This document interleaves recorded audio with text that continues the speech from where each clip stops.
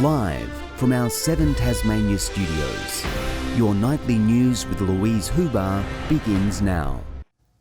Tasmania's laws around dangerous criminals are set to be overhauled as the government prepares to debate reforms in state parliament this week. But a showdown's looming with community groups over the major projects bill, despite Labor supporting the changes. As cranes come down on Hobart's biggest construction jobs, the government is looking to its major project bill to clear the path for more development. So that it creates certainty for investors and indeed those proponents as well. The controversial reform to streamline the planning process is up for debate this week. Opponents argue it will force through divisive proposals, from the Northern Regional Prison near Westbury to Hobart high-rises. Almost every single contentious project across the state could be pulled in this process. One plan will be in the spotlight tomorrow. The $55 million Newtown private hospital will go before Hobart City Council. It is essential for a strong public health system to have an equally strong private system that sits alongside it. Also on the parliamentary agenda are changes to law and order. On the government's list, electronically monitoring parolees released from prison. To ensure that they're complying with conditions on their parole and, of course, protecting the Tasmanian community. And overhauling legislation allowing for the worst criminals to be declared high risk and dangerous. The power would be given to judges beyond just the sentencing or convicting judge. Labor supports the bill. Of course, with anything as significant as this, we would urge the government to use it cautiously and infrequently once it is passed, presuming it is passed through the parliament. Sean McComish, 7 Tasmania News. The hunt continues for those behind a drive-by shooting near Launceston. Police say 3 bullets were fired into the front windows of a Hadspen home early yesterday morning. But it's believed the Bowdens Road property was targeted by mistake. The resident didn't sustain any injuries. Anyone with information is urged to contact Crime Stoppers. The impact of COVID-19 on Tasmanian schools will fall under the microscope of a ministerial committee. The group will examine the best way to support students for the remainder of the year, as well as assessment processes for Year 11 and 12 classes. The committee will also focus on wellbeing and second wave planning. It's one of the only large-scale events to be held in the last 6 months, but not even a pandemic could jeopardise Bridport's annual Scallop fiesta. Usually thousands would pour through the gates, but today was a different story. You can serve them fried, smoked, on a stick, in a soup or even in a pie, but there's little margin for error. Because you don't cook scallops very long. Murray Partridge and his team of pastry pundits judging the unique scallop pie competition. The criteria is simple. We still want to taste the flavour of the sea in the scallop. Yeah. Bridport's annual fiesta firing up again for 2020. But in a much smaller capacity. The limit through the gates, just 600 people. That's a little disappointing, but you know, no one's arguing about the restrictions and about the fact that we're safe and able to actually get out and about. The challenges to hold the event immense, but organisers were adamant the hard work was worth it. To give people who have been doing the right thing, obeying the guidelines and the rules and things like that, a reason to celebrate. The coronavirus also proving tough for local fishermen.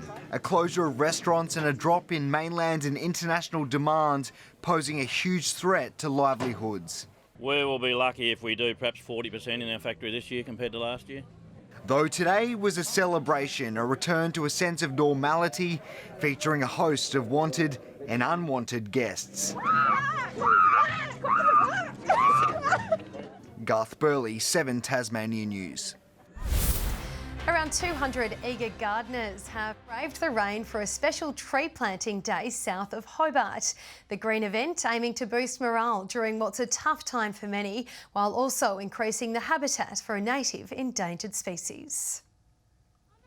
Right in the thick of the mud, these green-fingered community members are letting nature water their freshly planted seeds and preparing for more trees to grow. For regeneration and revegetation, it's very important, and it provides shade for people in their walking and for beauty.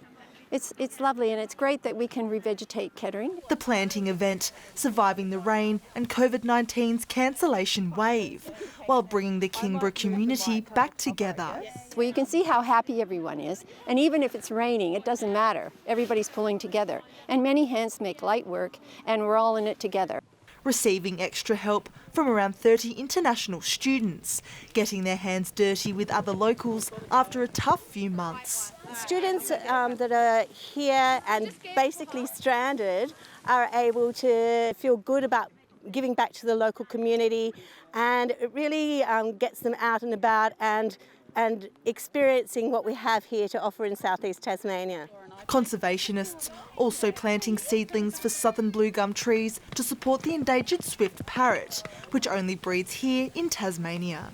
They're endangered, and they will come for those blue gums as they get bigger, and they're already beginning to flower, and the more you have, the more flowers you get and the more birds you attract. Ruby Kamane, 7 Tasmania News. 2 matches in the States Premier League soccer have gone down to the wire, with Olympia unable to break the 3-3 deadlock over Kingborough. Meanwhile, a stellar goal in the 83rd minute drew Launceston City level with Clarence Zebras. In the women's, a Bonnie Davies first half double sealed a commanding win for Olympia. To embody Davies, who does it again. She is absolutely decimating them. Despite a number of chances in the second half, the visitors couldn't extend the lead over South Hobart in wet conditions.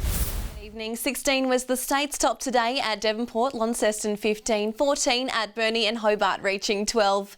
Flinders Island and Friendly Beaches a high of 12, 11 across King Island and Strawn, Low Head 14.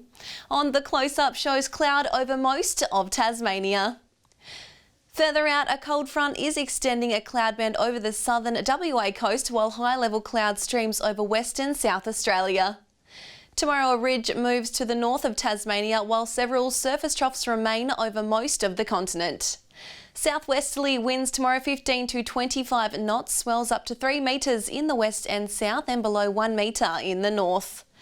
A strong wind warning is current for northern and eastern coastal waters from Stanley to South East Cape, excluding Banks Strait and Franklin Sound.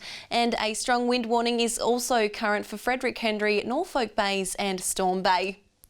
Tomorrow's forecast now: Hobart and Ooze reaching a high of 11, Dover showers and 10. In the north, morning frost and partly cloudy across Launceston and Scottsdale, Devonport mostly sunny. Burnie tomorrow 12 and partly cloudy, showers at Strawn, Stanley 12. Possible late showers at St Helens, Swansea at 12 and a high of 11 at Ross. Looking ahead to the 3-day forecast: Tuesday, showers about the west and south, mostly fine elsewhere. Wednesday, showers across the west and south with westerly winds. And Thursday, showers about the west and south extending to northern and central areas during the afternoon. Capital cities looking partly cloudy in Perth tomorrow, Sydney 17 and sunny, and a few showers expected in Melbourne. And currently Hobart 8 and mostly cloudy, Launceston 9, partly cloudy and Devonport 10 and clear. That's all for weather tonight. And on that note, that wraps up the bulletin. That's all your news for now. We'll see you tomorrow. Good night.